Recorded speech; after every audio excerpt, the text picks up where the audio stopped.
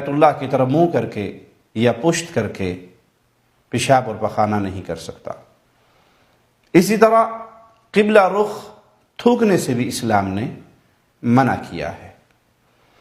کچھ تو ایسی باتیں ہیں جو لوگوں نے تراش لی ہیں کہ جی قبلے کی طرف پشت کر کے آپ چل بھی نہیں سکتے، تو دیکھا ہے بعض دفعہ لوگ طواف سے فارغ ہوتے ہیں اور الٹے قدموں واپس پلٹتے ہیں، بھلے پیچھے کوئی بیچارہ نماز پڑھ رہا ہو اور یہ اس کے اوپر سے کلا بازی کھاتے ہوئے نیچے گریں، سر پھڑوا لیں، وہ مشکل نہیں ہے، لیکن قبلے کی طرف پشت کر کے واپس نہیں جانا یہ بنائی بھی بات ہے۔ اسلام نے جو آداب سکھائے ہیں اس میں کیا ہے کہ آپ قضاء حاجت کرتے ہوئے نہ تو بیت اللہ کی طرف چہرہ کریں اور نہ ہی بیت اللہ کی طرف پشت کریں اور نہ ہی بیت اللہ کی طرف منہ کر کے تھوک پھینکیں۔ آئیے رسول اللہ صلی اللہ علیہ وسلم کی چند احادیث سنتے ہیں۔ مسند احمد میں حدیث نمبر 16561 ہے، ایک شخص اپنی قوم کی امامت کروا رہا اور اس نے قبلے کی جانب تھوک دیا۔ رسول اللہ صلی اللہ علیہ وسلم اس شخص کو دیکھ رہے تھے۔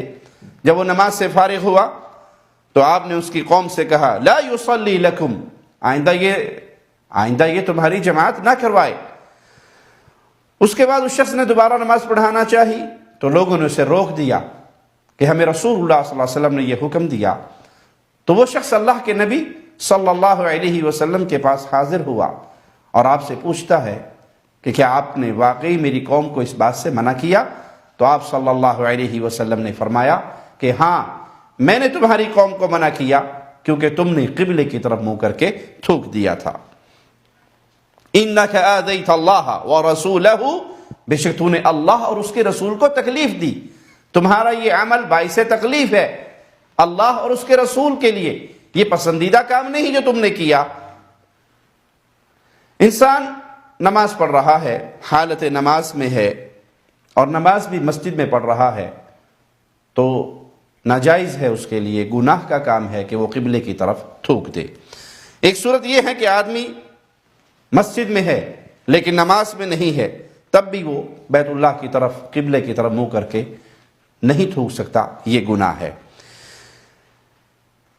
ایک صورت یہ ہے آدمی مسجد سے باہر ہے اور نماز پڑھ رہا ہے، اس صورت میں بھی وہ قبلے کی طرف منہ کر کے نہ تھوکے۔ چوتھی صورت یہ ہے کہ آدمی مسجد سے باہر ہے لیکن حالت نماز میں نہیں ہے اور پھر قبلے کی طرف تھوکتا ہے تو یہ امر بھی ناپسندیدہ ہے۔ کوئی مجبوری ہے تو ایک الگ معاملہ ہے، وگرنہ یہ عمل بھی پسندیدہ نہیں ہے، اسلام نے اس کو پسند نہیں کیا۔ نہ اپنے دائیں طرف تھوکے اور نہ بیت اللہ کی طرف منہ کر کے، بلکہ اپنے بائیں طرف تھوکیے۔ عبداللہ ابن عمر رضی اللہ عنہ وارضا روایت کرتے ہیں کہ رسول اللہ صلی اللہ علیہ وسلم نے فرمایا یجیء صاحب النخامۃ فی القبلۃ یوم القیامہ وہی فی وجہہ، قیامت کے دن قبلے کی طرف تھوکنے والا شخص آئے گا اور اس کا تھوک اس کے چہرے پر ہوگا۔ یہ اس کے لیے سزا ہے جس نے بیت اللہ کی تکریم نہیں کی، بیت اللہ کی عزت نہیں کی اور قبلے کی طرف تھوک دیا۔ قیامت کے دن یہ آئے گا اور اس کا تھوک اس کے چہرے پہ ہوگا۔ سیدنا حذیفہ رضی اللہ عنہ وارضا سے روایت ہے کہ رسول اللہ صلی اللہ علیہ وسلم نے فرمایا من تفل تجاہ القبلۃ جاء یوم القیامہ وتفلته بین عینیہ، جس شخص نے قبلے کی طرف منہ کر کے تھوکا وہ قیامت کے دن اس حال میں آئے گا کہ اس کا تھوک اس کی آنکھوں کے درمیان لگا ہوگا۔ ابو ہریرہ بیان کرتے ہیں رضی اللہ عنہ وارضا کہ رسول اللہ صلی اللہ علیہ وسلم نے مسجد کے قبلے کی سمت میں بلغم لگا ہوا دیکھا تو لوگوں کی طرف آپ نے توجہ فرمائی اور فرمایا ما بال احدکم یقوم مستقبل ربہ، لوگوں کو کیا ہو گیا ہے، تم میں سے کسی ایک کو کیا ہو جاتا ہے کہ وہ اپنے رب کی طرف منہ کر کے کھڑا ہے، بیت اللہ کی طرف ہے، گویا وہ اپنے رب کی طرف توجہ کر کے کھڑا ہے اور وہ اپنا سامنے بلغم کو پھینک دیتا ہے۔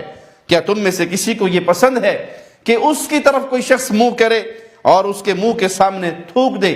اگر تمہیں کوئی مجبوری میں بلغم پھینکنا ہے، تھوکنا ہے تو اپنی بائیں جانب اپنے قدم کے نیچے تھوک دے، اور اگر اس کی گنجائش نہیں تو پھر یوں کر لے۔ راوی حدیث قاسم نے اس کی وضاحت کرتے ہوئے اپنے کپڑے میں تھوکا اور اس کے ایک پلو کو دوسرے پلو کے ساتھ رگڑ دیا۔ سیدنا جابر سے روایت ہے رضی اللہ عنہ کہ رسول اللہ صلی اللہ علیہ وسلم ہماری مسجد میں تشریف لائے، آپ کے دست مبارک میں کھجور کی ایک ٹہنی تھی، ایک شاخ تھی۔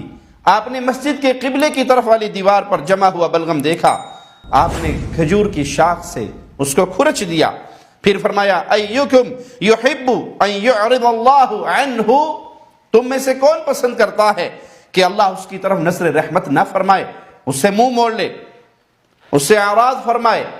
تو ہم سب ڈر گئے۔ آپ نے فرمایا ایکم یحب ان یعرض اللہ عنہ، اپنے جملے کو آپ نے 3 مرتبہ دہرایا، تم میں سے کون ہے جو یہ پسند کرے کہ اللہ اس سے اعراض کرے، اس کی طرف نظر رحمت نہ فرمائے؟ پھر آپ نے فرمایا فإن أحدكم إذا قام يصلي فإن الله تبارك وتعالى قبل وجهه، جب تم میں سے کوئی شخص نماز کے لیے کھڑا ہوتا ہے تو بے شک اللہ تبارک و تعالی اس کے سامنے کی طرف ہوتا ہے۔